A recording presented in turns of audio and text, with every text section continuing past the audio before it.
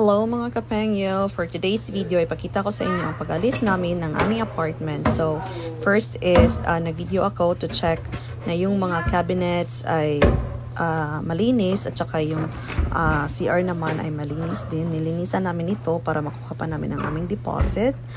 At mini-make sure din namin na yung lahat ng mga furnitures and appliances are intact para naman makuha pa namin yung aming mga deposit at saka yung namin, yung down payment na may isang buwan ata.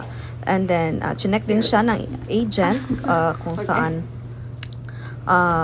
siya yung contact person namin para makakonect sa landlord.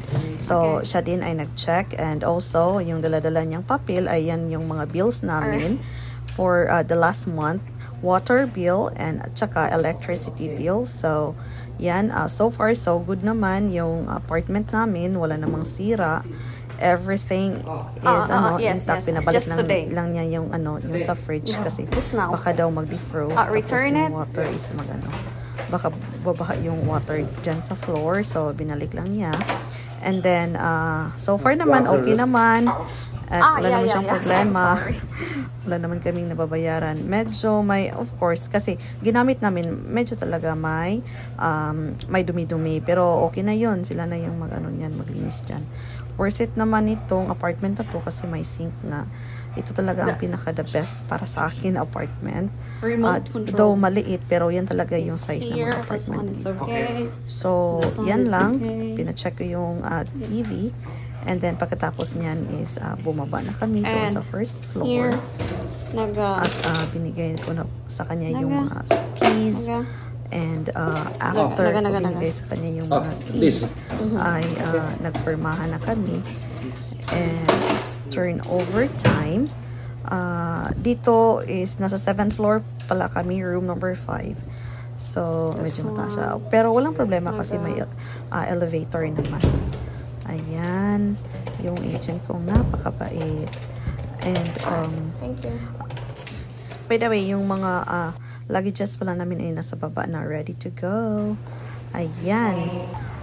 At pumunta na kami after nun sa turnover ng apartment namin is pumunta na kami sa train station sa Phongyan. This is the last time that we will walk with the Phongyan train station.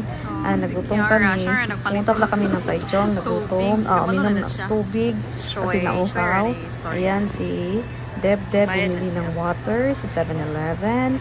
And pagkatapos namin bumili ay nagbiyahe na kami. Sumakay kami ng bus from Taichung train station. Pumunta kami ng Taoyuan International Airport. That took us around 2 to 3 hours.